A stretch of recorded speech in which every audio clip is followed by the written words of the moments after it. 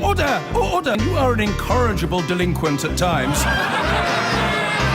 Behave yourself, man!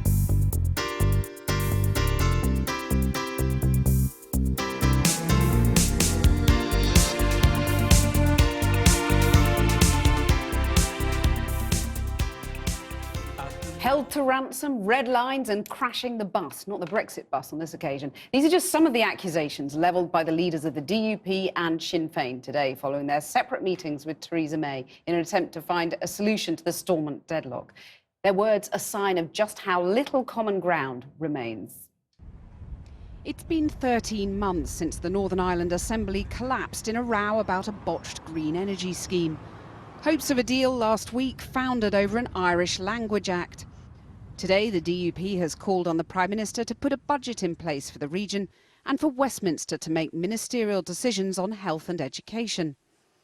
And Arlene Foster's view on the likelihood of a deal to restore power sharing in Northern Ireland? It is, as Nigel says, completely unacceptable to have the limbo that we have in Northern Ireland, being held to ransom by a party who pulls down the executive and then puts a number of red lines before they'll go back into an executive. Those people cannot benefit from the fact that they actually pulled it down. Sinn Féin's new leader, Mary Lou McDonald, then got to meet Theresa May too. She had this to say on it all. We were extremely disappointed that the agreement we reached with the DUP, that they walked away from it, that they couldn't deliver it.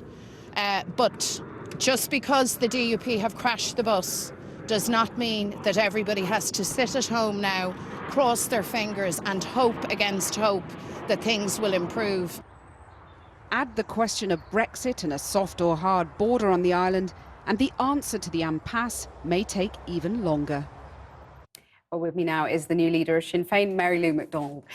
Well, you heard it there from the DUP. You're holding Northern Ireland to ransom with your red lines.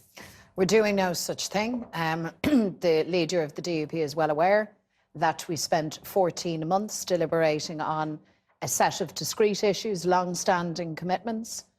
They're not matters that you hold people to ransom on, by the way.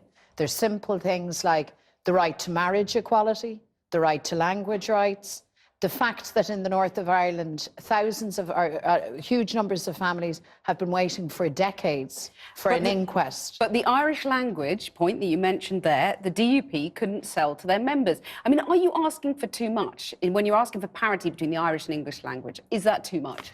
We are asking for recognition of people in their language and in their identity. We are asking for full-blown power sharing. We're asking for the letter and the spirit of the Good Friday Agreement to be respected, to be honoured and to be implemented. But can you move any more on the language point? But listen, it's disingenuous. It's utterly disingenuous for Arlene Foster to suggest that we were presenting immovable red lines. The facts are that we met, we worked hard, we worked productively, by the way, over a number of months. We arrived at an accommodation. We had a draft agreement. Arlene and the DUP walked away. I very much regret that that's the fact, because my philosophy is that any issue, doesn't matter how vexed, has a solution. So given that you we had found a draft agreement and they walked away. OK, well, you had the draft agreement. I mean, there's lots of mutual recriminations and accusations flying, but you had that draft agreement. So would you say that you're not as far off from a deal as all that? Or are you years off, as the SDLP is saying? Listen, first off, I'm not interested in the blame game. I have absolutely no interest in recrimination. I have an interest in the facts. I have an interest in sorting these matters out. I have an interest in not allowing a political vacuum to develop, because that is a very dangerous scenario. I don't think it's helpful to speculate that we are years off from the re-establishment of the institutions. And I would go further to say that there is now an immediate and unanswerable responsibility on the British government to come together with Dublin, with the Irish government, to convene the Intergovernmental Conference, and on the matters of language rights, marriage rights, inquest rights, to chart a pathway forward. Okay. You cannot allow any single party, as I said, to crash the bus, say the party is over, and say to citizens in the Okay. north of Ireland who are as entitled to their rights as anybody else that no, they have to wait again. That's not an acceptable scenario. You've mentioned the bus. Let's talk about the Brexit bus, because that's what any new executive will have to deal with. The Brexit backing MP, Kate Hoey, said that the Good Friday Agreement was unsustainable once Britain leaves the EU. Can it survive? Well, I think Ms. Hoey's remarks about the Good Friday Agreement were belligerent. I think they were irresponsible. I think it is reckless for anybody to suggest that we put through the shredder a peace accord that was built so painstakingly and on the back of such a protracted and deep conflict. It is true to say that Brexit and the Good Friday Agreement are mutually incompatible. We have said that all along.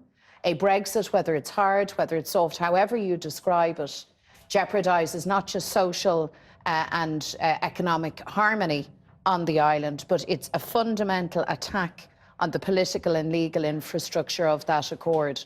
And can I just say, as an Irish woman looking on, as the debate happened here, and I don't second guess the right of the British people to make their decisions on these matters, but the debate happened in the absolute absence of any consideration of the consequences for the North, of the consequences for an internationally binding treaty. Mary Lou McDonald, thank you very much. I've been getting away with it.